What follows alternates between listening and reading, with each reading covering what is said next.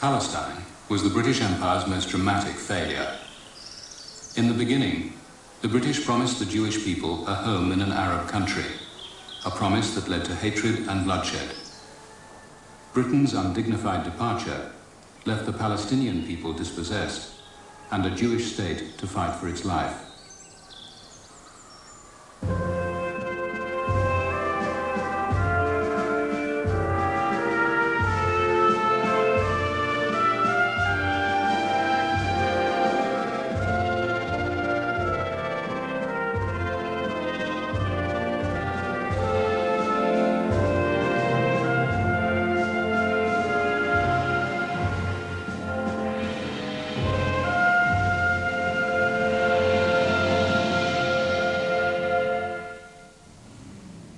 Jerusalem, 1946. The King David Hotel, British government headquarters, dominates a country of 1 million Arabs and 500,000 Jews. The Jews are determined to kick the British out and achieve the Zionist goal, a state of their own. They blow up the building.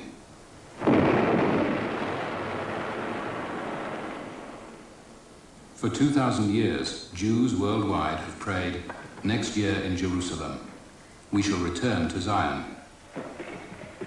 Now, Zionist shock troops of the Irgun Zvi Leumi take matters into their own hands. 91 die, British, Arab, and Jew. I don't accept there was any brutality in anything we did. We were fighting a war. And a war involves, of course, force, and it's not good, it's not nice. We should have preferred not to have it. But brutality as such, for the sake of brutality, I don't believe anybody could accuse us of that. We were hoping that Britain will help us save Palestine. Will help us save Palestine. All we wanted to Britain get out of Palestine and let us take it over and let democratic rule prevail there, which recognizes the rights of everybody living in Palestine. My feeling was that we had a task to try to guide a country and its people towards a prosperous and happy future. And here were one side of the equation who were using what we regarded, or what I regarded anyhow, as pretty unscrupulous means to pressurize us through world opinion. Now, I mentioned that the Zionist cause in Palestine had a wider support in world opinion than any other colonial cause has ever had. Zionism was born in Europe in the late 19th century, a Jewish dream of freedom from persecution in the biblical land of milk and honey. But to settle in a country inhabited by Arabs, the Jews needed protection. The British were to provide it.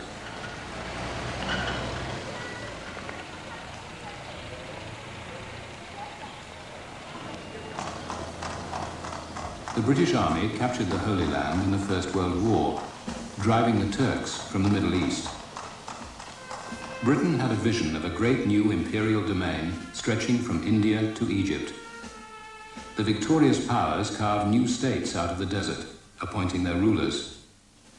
The British wanted Palestine as a military base to protect the vital artery of the empire, the Suez Canal. For this, they needed international approval. The Zionists tipped the balance. The Zionists were the people who were lobbying all over the world in the Versailles Peace Conference and everywhere else to see that Britain did get this charge, so that there was a contract here. We would help Britain become the ruling power, and Britain would help us to develop the Jewish national home. الإنجليز دخلت بلادنا سنة 17 وأنا كان عمري 7 سنين وحضرت تركيا وما كان في البلاد شيء إلا يهود وعرب مثل الإخوة وما في بيننا شيء اللي ينعد حرابة لكن الإنجليز استعماري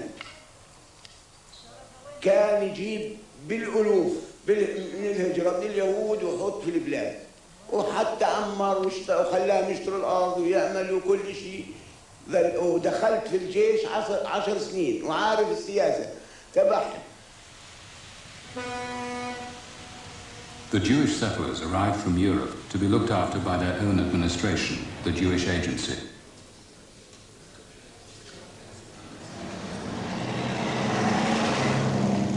They brought with them Western ways and money to buy up land.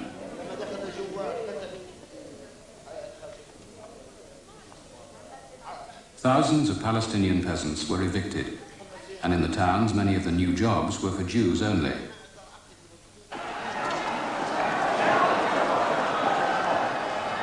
In the 1930s, Palestinians took up arms against a colonial government that they believed was robbing them of the prospect of independence in their own country. These pictures from Pathé's own cameraman in the East show the height of the danger in Jerusalem when arson, murder and wanton destruction were making the Holy Land a land of terror. But behind the outward peace lies still the threat of rebellion and disorder. Britain still stands by. The British responded ruthlessly, but it took them 3 years to crush the uprising. Palestinian leaders were exiled, their movement disarmed.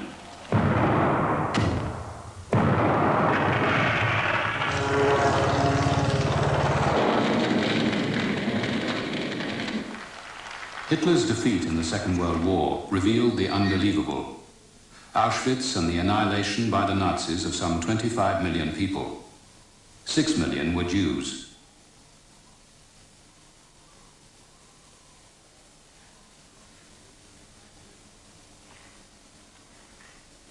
The Holocaust was to break the back of Britain's Palestine policy. It won the Jews worldwide sympathy and the Zionists support in their demand for a Jewish state. They can smile now, these people who a few short weeks ago thought they would never smile again.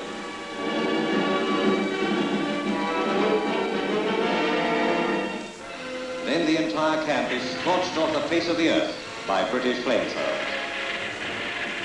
The fires blot out the place, but not the memory. Well, I was in Auschwitz when I realized that the only solution, or rather the only hope of survival for the Jews, for us Jews, would be a state of our own, a country where we could live and work, a country that could protect us. Of course, I didn't really believe that I would survive Auschwitz. But should I survive, I decided I would be a very dedicated Zionist. From Britain and America, the Holocaust refugees got sympathy, but no offers of sanctuary. Undismayed, the Zionists called for them to be admitted to Palestine.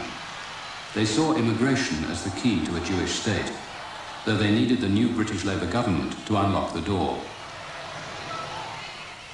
For Prime Minister Clement Attlee and his Foreign Secretary Ernest Bevin, the request posed a dilemma.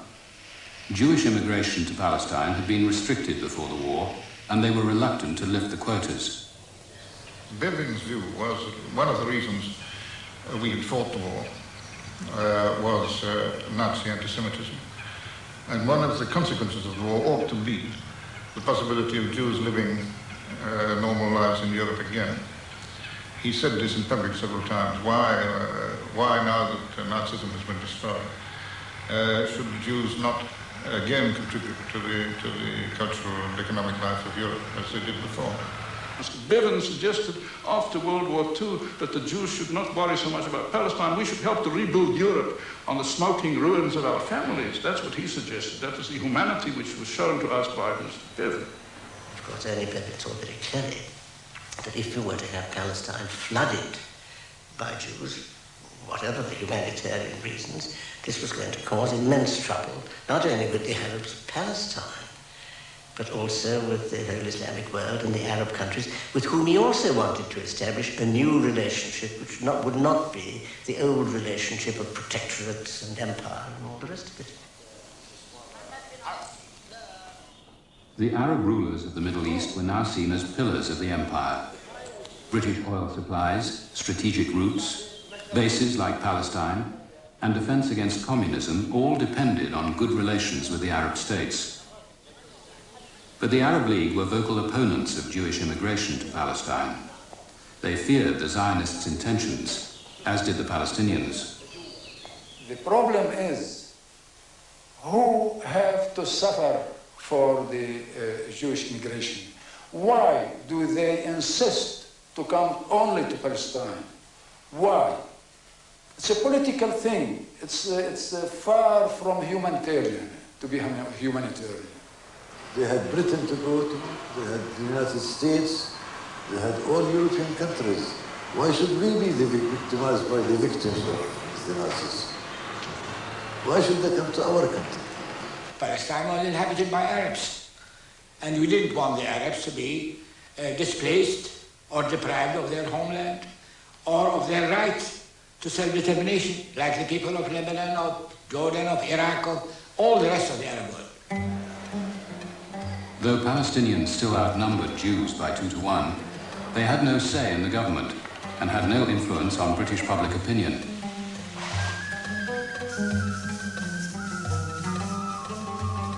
Palestinian communities in towns and villages, along with their cause, were either ignored by the Western camera or portrayed in biblical cliches.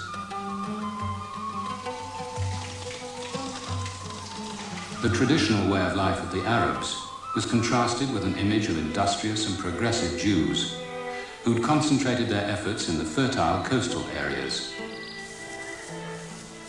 They built up a Western-style economy, drawing on powerful international support.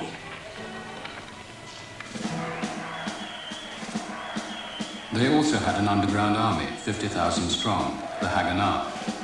By 1946, the Zionists were using all these resources to defy Britain's immigration quotas. I joined the Bricha. Bricha means escape, which was a division of the Haganah, of the Jewish underground movement.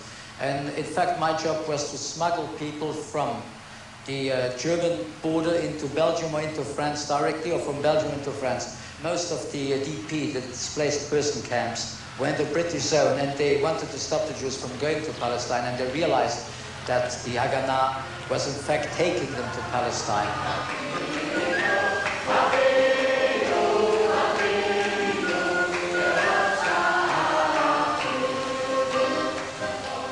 Newsreels followed as thousands of refugees were shipped to Palestine.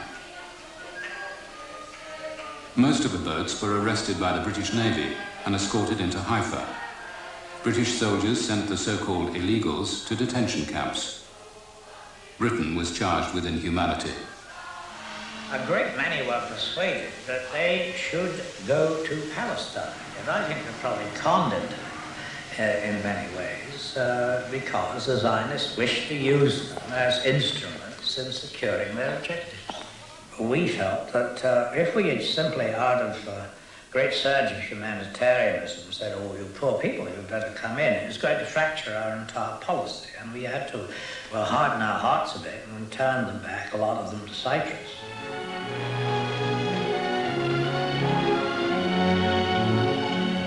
Onto that British vessel, Zionists are transferred from a small Jewish refugee ship to be deported to Cyprus, and some try to resist. So near to Zion, and now to be taken away. Removed from their tiny craft, they leave what has been an ordeal of evil conditions, unsanitary overcrowding and thirst. But to them, internment on Cyprus is just another exile, and they have to be forced. Bevin wanted no more refugees in Palestine than the Arabs would agree to.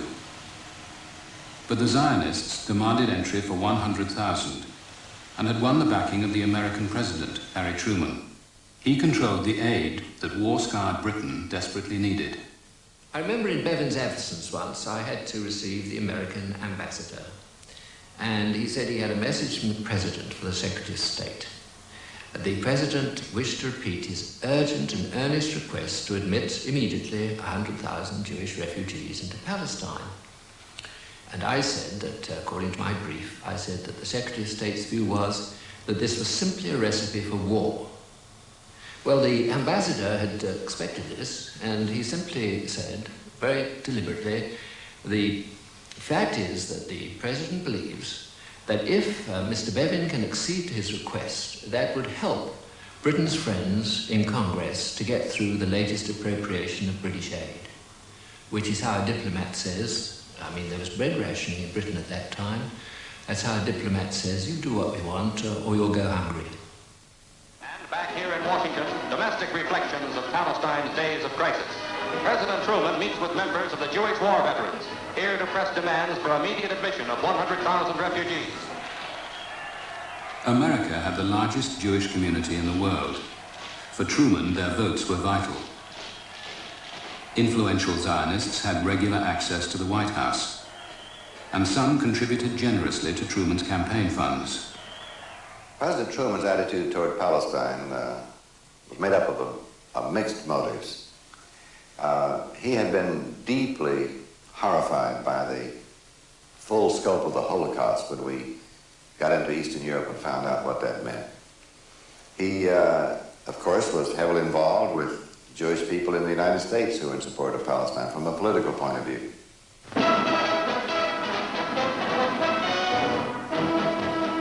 Before every election, the influence of the Zionists reached a peak. In the summer of 1946, they urged Truman to call for partition, to create an independent Jewish state in a divided Palestine. White House aides persuaded Truman to support the Zionists' new demand. As time went on, he concluded that the British were not going to solve the problem. He felt that there was substantial vacillation on the part of the British, and he came to the conclusion that if there was ever to be a Jewish homeland, which he desired greatly, it would have to be accomplished through partition. Attlee and Bevin believed they were winning American support for a policy acceptable to the Arabs. The telegram from Truman telling them the opposite reached Attlee in Paris.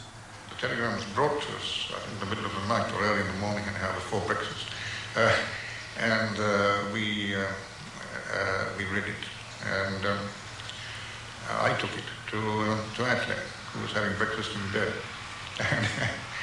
And he read the telegram through and said, handed it back to me. He said, "I'll send him a stinker. Go and draft it." It made no difference to President Truman, though, whether they were upset or whether they weren't upset. He had a goal, and he was determined to achieve it.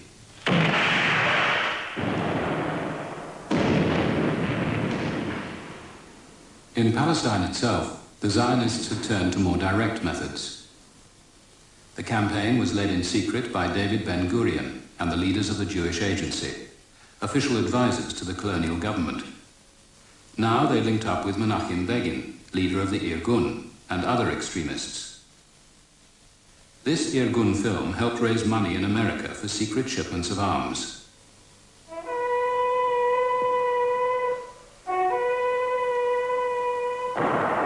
We are no longer content with words alone.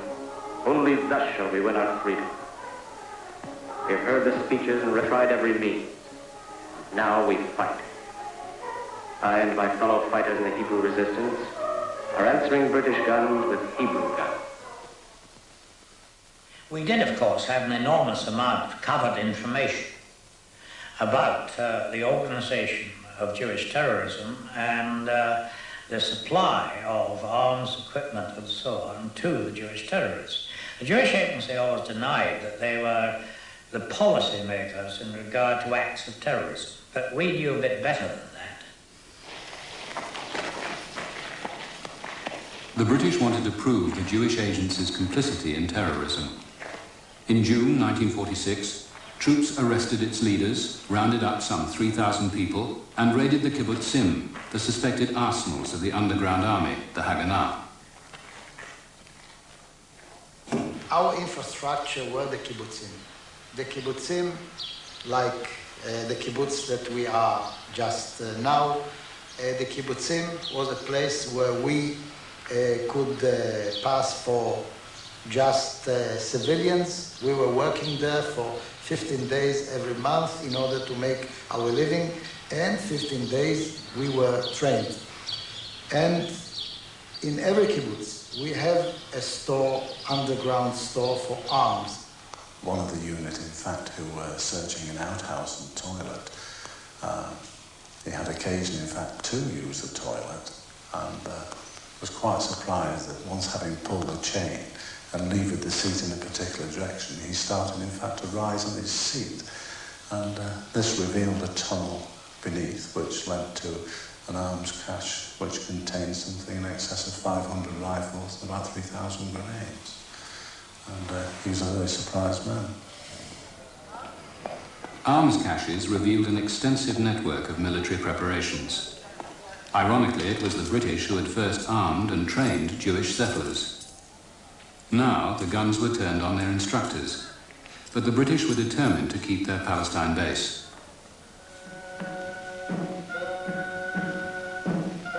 This is Jerusalem, a name in every day's headline news. Pathé takes you into this city to show you where and how the British soldier is carrying out the dirtiest, most dangerous and most thankless job in the world today. For him, Jerusalem has no glamour, no mystery and no rewards. Only hard work and constant, nerve-breaking suspense. Barbed wire, a people sullen and hostile. While Arab and Jew have a cause to battle for, the British soldier is there only because it is his job to keep the peace. That is the British Tommy's life in Palestine today. We salute him. Our armed forces were very strong in the Middle East. There was the base in Egypt and also a lot of troops in Palestine.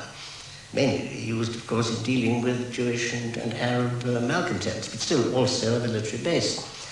And so there was no question of our just disappearing, as it were, rapidly. He was thinking in terms of a settlement, I think, which would have been acceptable to both Jews and Arabs, and which would have given us certain rights. Meanwhile, the Zionists pressed ahead, building new kibbutzim in strategic areas, the military foundation of a Jewish state.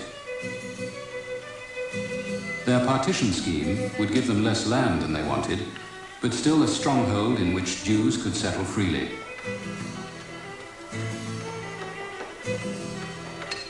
Faced with the overwhelming energy of the Zionists, a Palestinian leader appealed to the British. All we ask is to have the natural right of all nations, independence. We seek the setting up of a democratic government in which all genuine citizens will have the same rights and the same obligations. Although the Arab League backed the Palestinian demand, Britain rejected it. But the Arabs still relied on Britain to withstand Zionist pressure.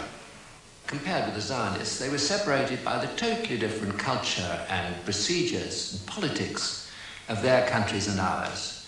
I mean, if they did make some kind of submission in writing, it would be wrongly worded, the arguments would be wrong, it would be sent to the wrong person. Whereas, of course, the Zionist lobby was right in among British politics, and there were Zionists so close to the cabinet that there have been instances where cabinet ministers actually telephoned the result of a cabinet meeting straight to the Zionist concerned. Well, the fact is that the Arab states had never accurately estimated nor realized the power of Zionism. And they thought the Zionists were just a few Jews who were in Palestine and a few Jews who we know in Iraq and around. They didn't realize the power of Zionism in the United States, nor the influence of Zionism on the United States government. At the end of 1946, Bevin went to America, knowing that many British cabinet ministers supported the Zionist plan for partition of Palestine. But in his talks with the Americans, he remained adamant that Britain would not risk antagonizing the Arabs. Bevin devised a new way out of the dilemma. Winning the cabinet over, he asked the United Nations to advise Britain on a solution. We were ambivalent. On the one hand, we wanted to get out of Mr. Bevin's clutches. On the other hand, when he said, "I'll put it to the United Nations," he said this in a rather threatening voice. "You think I'm bad, all right, I'm going to suggest somebody who will hit you even harder, and you'll get nothing out of the UN at all." Oh, we thought with the United Nations, we were quite optimistic. We thought the United Nations would really act by the spirit of the Charter. And the spirit of the Charter certainly would have protected the rights of the Palestinians, the inhabitants of the country. But, of course, what happened was the cart was turned over by Truman. From Palestine, first pictures of the latest bomb outrage. Jewish terrorists blow up the Goldsmith Officers Club in Jerusalem. 13 Britons were killed and 16 injured. Says Palestine Commander-in-Chief, General Macmillan, the men responsible for these killings are not terrorists. They're just plain thugs and murderers. Is he still alive, General Macmillan? Yes, yes. I mean, you could call us anything. Of course he accused us of being, but I could say the same about him.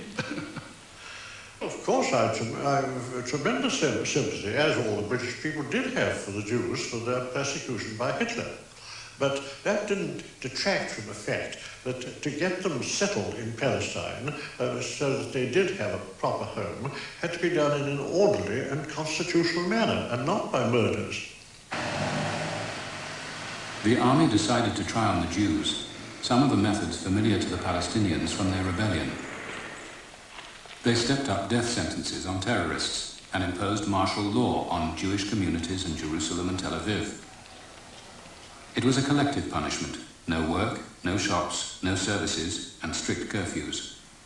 The martial law period was a much more active one from our point of view than any other period had been. We carried out 63 operations in the 16 days of martial law, because we had prepared, as I said, we planned it in a sense.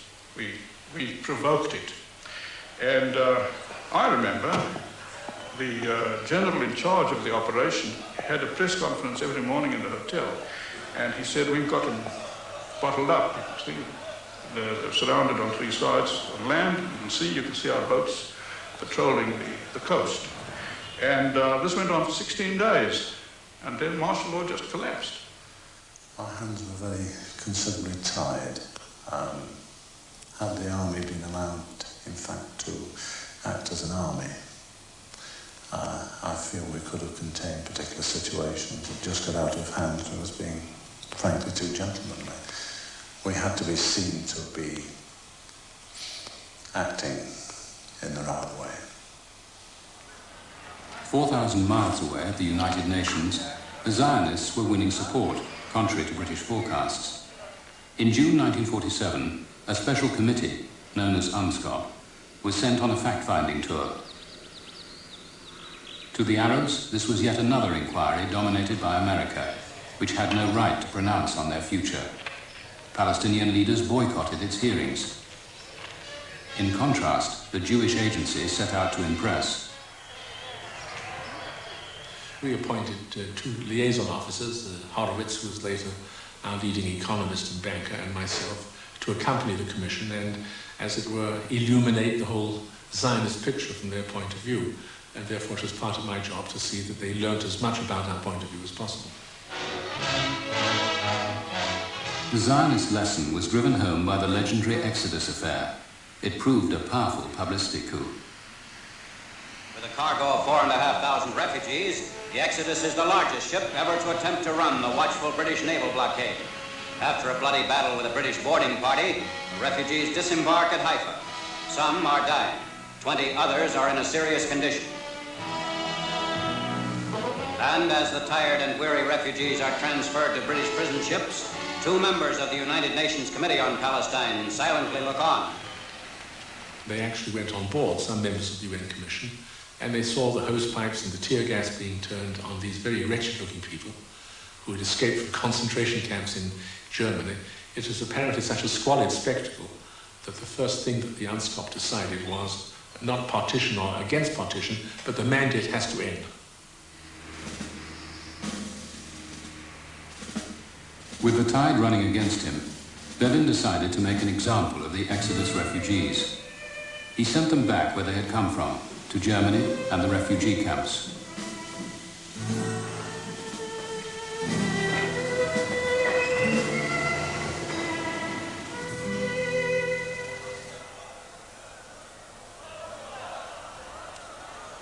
For Bevin, it was a propaganda disaster.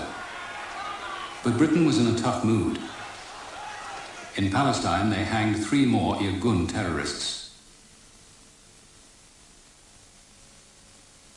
Menachem Begin hit back. The Irgun kidnapped and hanged 2 British sergeants. They left their bodies booby-trapped for when the British found them.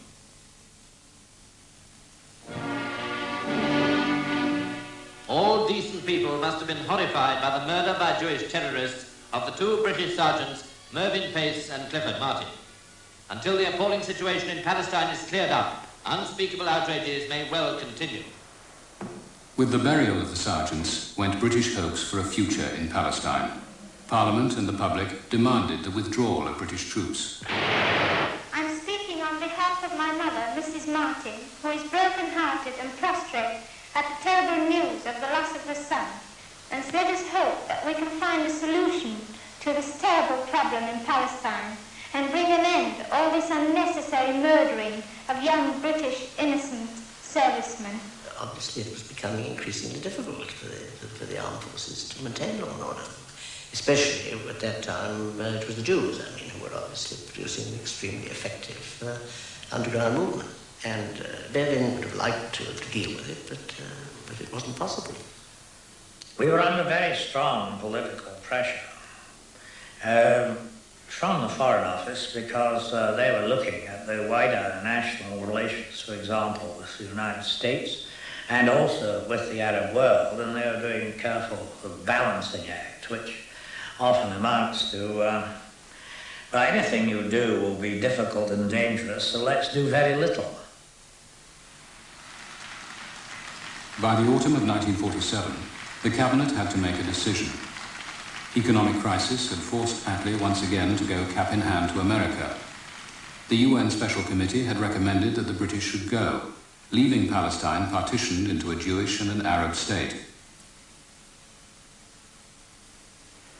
Bevin said partition would mean war, and warned the UN that Britain would have no part in it. But at the General Assembly in November, the Zionists and the Americans used strong-arm tactics to win votes. We were working very hard under the direct personal instruction of President Truman to get a successful vote on that. We used all the persuasion we could with delegates in New York. We went to many capitals bilaterally to try to get their governments to be sure that they had the instructions to work with us on this matter. So in the meantime, pressure was brought on the states, on the capitals, and telephones from the Zionists and from Truman to the capitals, to heads of states, commands came to the members to change their votes. And some of them, like Romulo, had to run away because he was threatened by the Zionists. Haiti's representative began to cry when he was forced to change his vote. Belt of Cuba resigned. I met her to Washington until I resigned rather than vote for partition. So Cuba appointed somebody else to vote for partition. The cleanliness of the case was destroyed. It was no more a clean business. You are British, you appreciate sportsmanship and being a clean game. It was no more a clean game. And I said that in the United Nations in 1947. I said the United Nations General Assembly has no jurisdiction and no right to partition a country against the wishes of the inhabitants. The vote to partition Palestine would in the event mean war, for the Palestinians to defend their country, for the Jews to win a state. The Jewish people at once began to celebrate the United Nations decision. If they hadn't got all they wanted, they had at least gained the verdict for the setting up of a new Jewish state, and their rejoicing was obviously a spontaneous affair. 2 days later, this was the typical scene. Arabs advancing on the center of Jerusalem at the beginning of a 3-day strike and an orgy of wrecking, looting, and bloodshed. As Jews retaliated and the chaos spread, so began the most extraordinary 6 months of British colonial rule anywhere. Britain announced it would quit, in its own good time. Meanwhile, the British would do nothing but protect their own backs while the slow process of evacuation began. They would not maintain law and order, nor would they implement the United Nations plan to set up a Jewish and an Arab state, nor would they let in the UN officials to do so themselves. For Bevin, this was the only honourable course. We said, all right, the United Nations has a plan, we're not going to oppose it, but we don't think it'll work. There'll be too much trouble with Arabs and Jews, and we are not going to take responsibility of executing it. If we try to impose partition, we would at once alienate the Arabs and probably start a war with them. The Arabs would then possibly gravitate to be friends with the Russians, and we would be involved in a futile war fighting Arabs who are our friends on behalf of the Jews who you could hardly say were our friends at the time. At the United Nations, the colonial secretary brushed aside the protests. British public opinion will permit no more expenditure of life and treasure. It will acquiesce no longer in the use of British forces and the squandering of British lives to impose a policy in Palestine which one or other of the parties is determined to resist. We had a feeling at that time that, I would say, to give them the benefit of the doubt, that they didn't care a damn what's going to happen, and if the Arabs will conquer the Arab region, all right, let them. That doesn't interfere at all, the British administration. Never interferes in that. It's not their business. It's finished. You Jews and Arabs, deal with yourselves. Do what you want. In the growing anarchy, the UN partition plan didn't stand a chance. The proposed Jewish state would contain hundreds of thousands of Arabs. The area allocated to the Palestinians was claimed by many Zionists as theirs by right.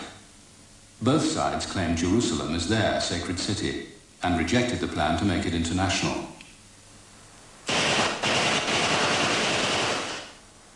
In the vacuum created by the British, the issue was to be settled by the gun. Jewish forces were well prepared. They now trained openly for war.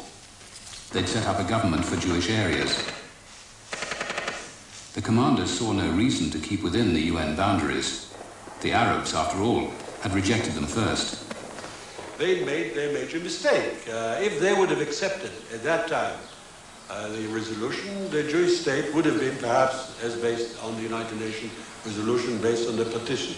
Once they broke the rules of the game, then there was no game. We were fighting to live. We were fighting to stay in our houses. We know that the Zionist aims is to shift us all, to exert us all from all Palestine. We want to stay in our homes. Therefore, we fight for our children, for our land. No one was well trained. The Jews were well trained because they knew what they were planning for. But we did not know what we were planning for because of our beloved leaders at that time.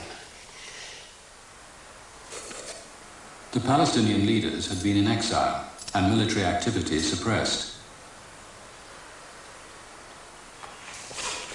Now, villagers and groups of irregulars began training themselves, acquiring weapons where they could.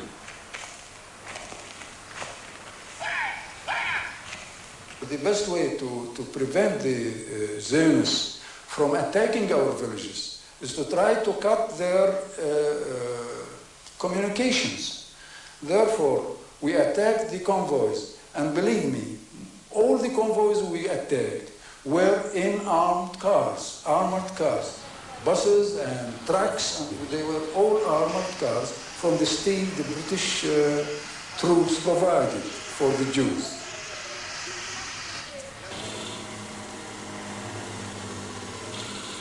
It was the convoys supplying the Jews in Jerusalem that the Palestinians hit the hardest.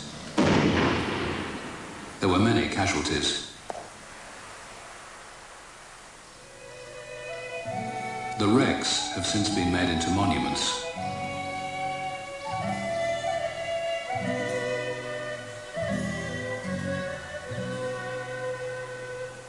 We blame the British for not keeping law and order that was their role until the final evacuation of Palestine, and especially keeping alive the road to Jerusalem, keeping free the road to Jerusalem.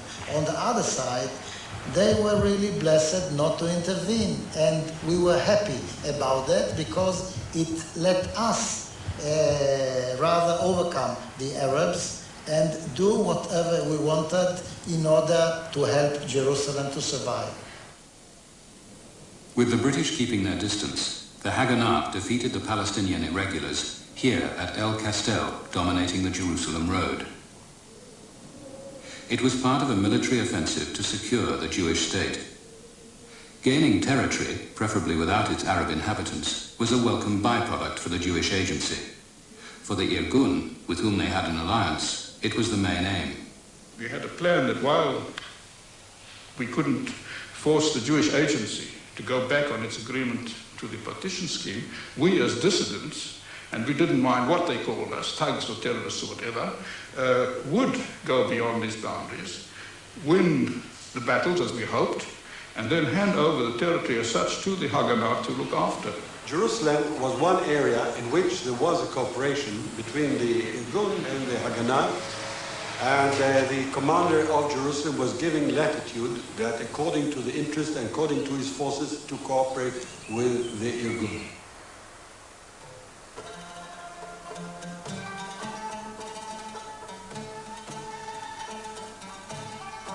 On the night of April the 10th, 1948, Irgun soldiers surrounded the sleeping village of Deir Yassin near Jerusalem. What happened that night still fills Arabs with horror and a growing number of Jews with shame. Taken back to the scene after 35 years, the villagers remember.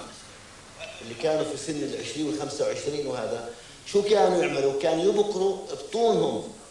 الفران وابنه انحرقوا في الفرن مع ابنائهم قتلت في باب دار والان الخبز عامله ابنها. قتلوا عمتي وقتلوا عم الحاج وقتلوا ابنها محمد. اجى اليهودي مسك شد والله في اوريك كيف هذا. شد اليهودي صار يشد في هذه يسحب في هذا، لما ما سحبش مسك هذه وذبح فؤاد، ذبحه على بطن على صدر امه.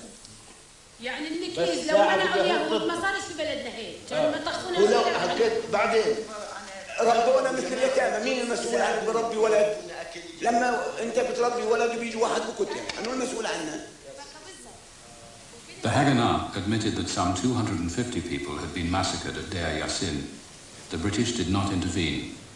As far as I'm concerned, it did not come within the province of any of the conditions of which I laid down. But it was such a horrific thing that we felt that something ought to be done. In the event, the British did nothing. The Haganah told Macmillan they were in charge of the village. For him, that was good enough. So the priority then was to save British lives, but not Arab lives. That's right. That's right. As news of the massacre at Deir Yassin spread, the Palestinians began to flee in panic, some at gunpoint.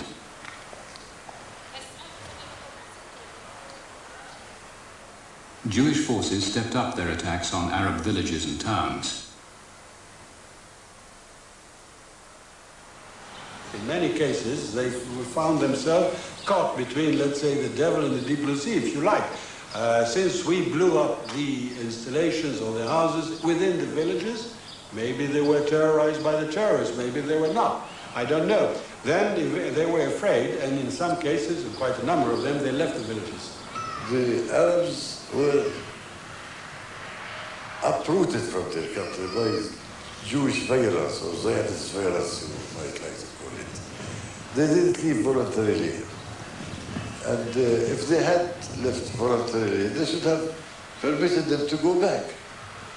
It was a plan to panic the Arabs and force them to leave the country. That's how they left.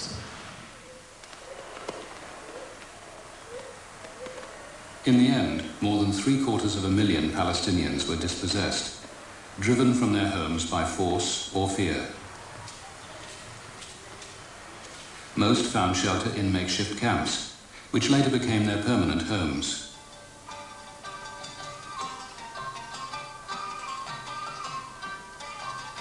Hundreds of villages, even towns, were to be left deserted. Under the noses of the British, the Zionists expanded their territory across 3/4 of Palestine.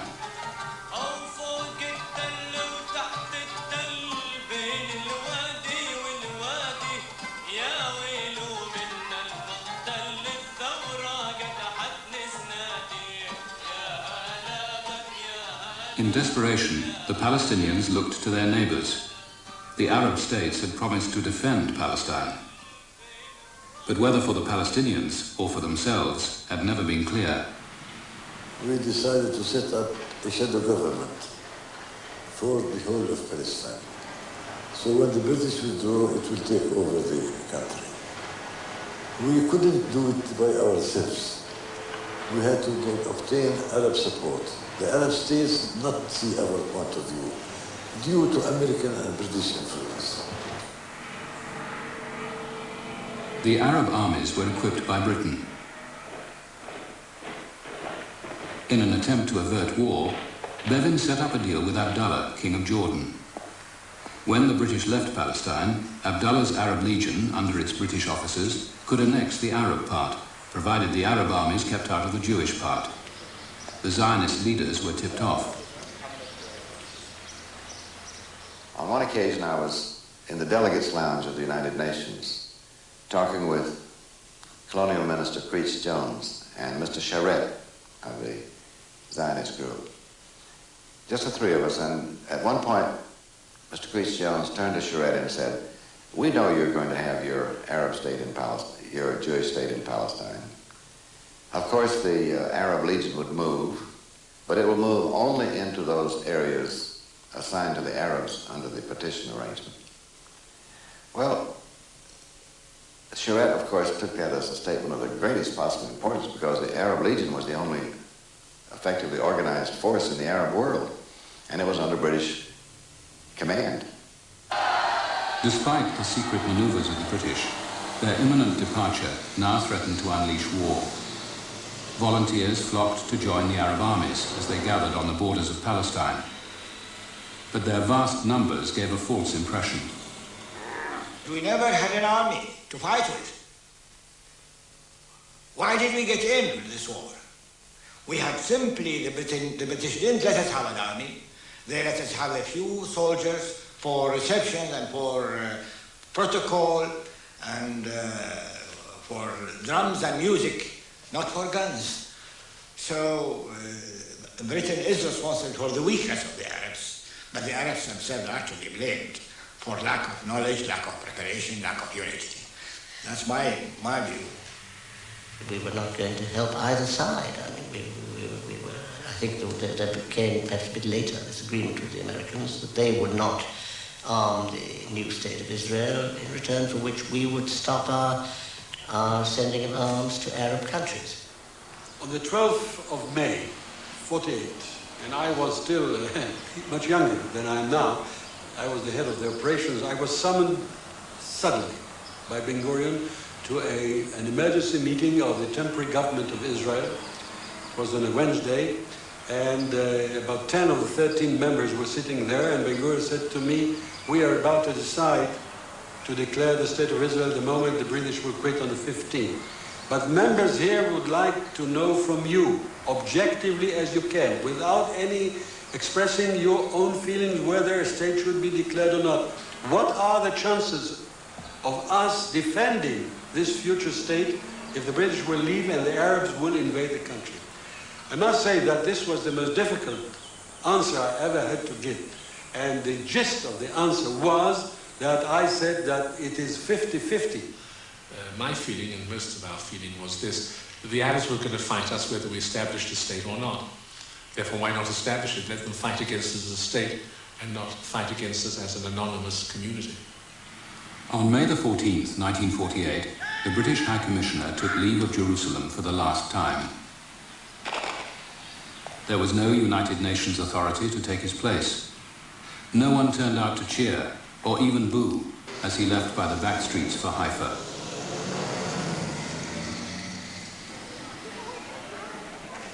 The next day, David Ben Gurion proclaimed the State of Israel. Its gates would be open to the 100,000 and more, as long as they were Jewish. The British said that it was their duty, because of their common and dual duty to protect both the Jewish and Arabs, to behave the way they did. We didn't think so, but the Arabs didn't think so either. Did they have a grudge against the British? They did, and they still have it. We believe sincerely that the cause of our plight and the establishment of a Jewish state in Palestine is the British. We have been forced into this policy which we would not have chosen ourselves. But the policies we had wanted to follow had not been acceptable to other people, so we had washed our hands of it.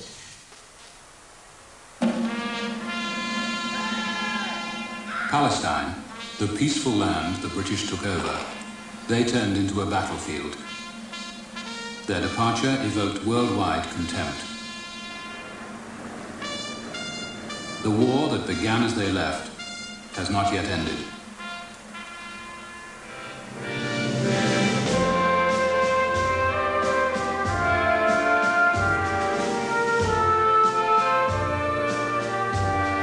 The hardback book, End of Empire, is available at all bookstores, including the ABC shop in your capital city. In a few moments, ABC News, then our simulcast of The Requiem by Verdi.